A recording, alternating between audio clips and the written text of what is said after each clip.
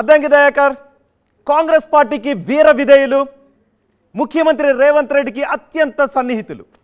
అయినా అద్దంకి దయాకర్కే కాంగ్రెస్లో ఎందుకు ఇలా జరుగుతోంది అనే చర్చ పెద్ద ఎత్తున జరుగుతోంది. మొన్న ఎమ్మెల్యే టికెట్ వస్తుందని చివరి వరకు ఆశించిన ఎమ్మెల్యే టికెట్ రాలేదు. ఇప్పుడు ఎమ్మెల్సీకి ఎన్నికైపోతున్నారు అనే సమయంలో చివరి క్షణంలో ఎమ్మెల్సీ టికెట్ కూడా చేజారిపోయింది. ఎందుకు అద్దంకి దయాకర్కి ఇలా జరుగుతోంది? మేరా కాంగ్రెస్ మహాన్ అంటూ ఉంటారు. నా పైన కాంగ్రెస్తోనే నా కాంగ్రెస్ గొప్పది అని అద్దంకి దయాకర్ ఎప్పుడు చెప్తుంటారు. కానీ అద్దంకి దయాకర్కు కాంగ్రెస్లో అన్యాయం జరుగుతోందని ఆయన వర్గీయులు అంటున్నారు. నాకేమీ అన్యాయం జరగట్లేదు, నేను కాంగ్రెస్తోనే ఉంటాను, జై కాంగ్రెస్, హస్తం పార్టీయే నా భవిష్యత్ అని అద్దంకి అంటూ ఉంటే ఆయన అనుచరులు మాత్రం అద్దంకి దయాకర్కి కాంగ్రెస్లో అన్యాయం జరుగుతుందని అంటున్నారు. సో ఈరోజు అన్సెన్సార్లో కాంగ్రెస్ పార్టీలో అద్దంకి దయాకర్కు ఎందుకు అన్యాయం జరుగుతోంది, కాంగ్రెస్ పార్టీని అద్దంకి దయాకర్ అర్థం చేసుకున్నట్టుగా కాంగ్రెస్ పార్టీ అద్దంకి దయాకర్ని అర్థం చేసుకోవట్లేదా, ఇవన్నీ కూడా అడిగేద్దాం ఈ అన్సెన్సార్లో. అద్దంకి దయాకర్ గారు నమస్తే. ఎన్నిసార్లు నమస్తే ఎన్నిసార్లు ఒకటోసారి, రెండోసారి, మూడోసారి, నాలుగోసారి ఏంటి అద్దంకి దయాకర్కే కాంగ్రెస్ పార్టీలో ఎందుకు ఇలా జరుగుతుంది?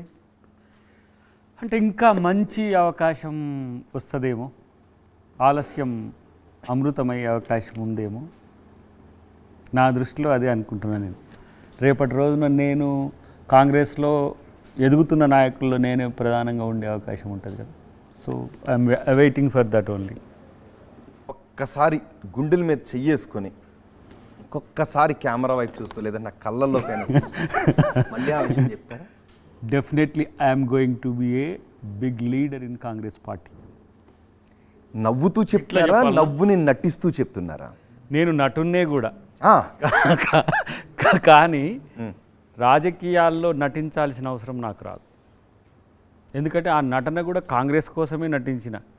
రేపు ఆ సినిమా కూడా చూస్తారు, యూనో. Okay okay. కానీ కాంగ్రెస్ పార్టీలో నాకు అవకాశం తక్కువ ఉంటుందని అంచనాకి ఎందుకు వస్తున్నారు అనే దాని దగ్గర నాకు ఇంకా అర్థం కావట్లేదు. దేనికి అర్హుణ్ణి కాను నేను అని చెప్పి ఎమ్మెల్యే ఇవ్వకపోతే ఎమ్మెల్సీ అనేది నేనేం అప్లై చేయలేదే. ఎమ్మెల్సీ వాళ్ళు ఇవ్వాలనుకున్నారు, ఇంకా 4 more MLCs దేర్, వాటికి కూడా ఎలిజిబులే. 2 రాజ్యసభ వస్తాయి, రాజ్యసభకు నేను ఎలిజిబులే. ఏది లేకుండా నాకు మంత్రిని ఇవ్వచ్చు, దానికి ఎలిజిబులే. అటు తర్వాత ఎంపీ లేకుండా మంత్రి ఇస్తే 6 నెలలేగా, 1 year దానికి కూడా ఇవ్వచ్చు. మంత్రి 4 లేవా, మంత్రి ఎమ్మెల్సీలు 4 లేవా, కంటెస్టెడ్ 2 కూడా ఉన్నాయి కదా, రాజ్యసభ 2 ఉన్నాయి ఒకవేళ మంత్రి వద్దనుకుంటే. అది కాకపోతే ఇంకా నీకు ఏంటిది PCCB కూడా ఉన్నది కదా అక్కడ.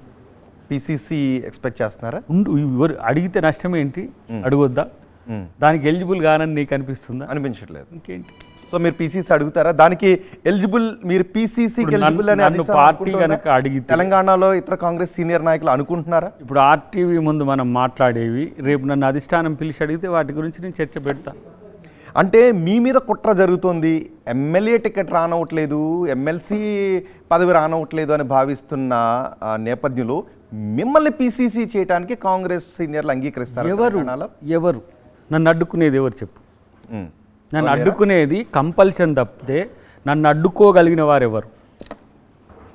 సో మీరు PCC కావాలని అనుకుంటే ఆ ప్రపోజల్ తీసుకువెళ్తే అడ్డుకునేవారు ఎవరు లేరు? అది ఎవరు మీ అంచనాల్లో నాకు చెప్పండి. XYG అని మీరు కూడా ముందు కూడా ఉన్నారు, కొంచెం అడుగుతారు కదా. మీరే చెప్పాలి. మీ అనుచరులు అందరూ నిన్న ధర్నా చేశారు, గొడవ చేస్తున్నారు, అన్యాయం జరిగిపోయింది అంటున్నారు. కాన్స్పరసీ ఉన్నది అని చెప్పి అంచనాతోని వాళ్ళు అంటుండొచ్చు. కానీ నేను ఒకవేళ నేను అడగాలనుకుంటే, నేను చేయాలనుకుంటే, లేకపోతే నేనే ఆ చర్చకు వెళ్ళాలనుకుంటే నాకేం పెద్ద సమస్య కాదు.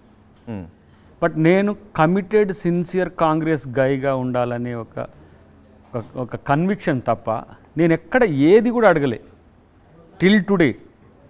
ఫస్ట్ నేను జాయిన్ అయిన తర్వాత సోనియా గాంధీ గారు నాకు ఎమ్మెల్యే ఇచ్చిండ్రు.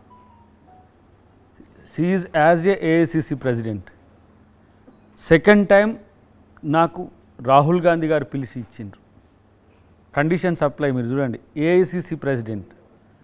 థర్డ్ టైం నాకు ఎవరు ఇవ్వలేదు మీన్స్ నీకు ఆల్టర్నేట్ చూస్తామని చెప్పి ప్రయత్నం చేసిండ్రు. ఫోర్త్ MLC నేను అడిగింది కాదు, వాళ్ళు ఆలోచించింది. ఇవ్వకపోతే నాకేం సమస్య లేదు. There may be a more and more chances. మీకు ఇంకా రేపు పదవుల పండోరా ఉంది. దానికి నేను ఇంకా హ్యాపీగా నన్ను ఇక్కడికే పరిమితం చేస్తారా అనే ఆలోచనతో నేనున్నా. ఎక్స్టెంట్ అయ్యింది, అది నాకేం ప్రాబ్లం.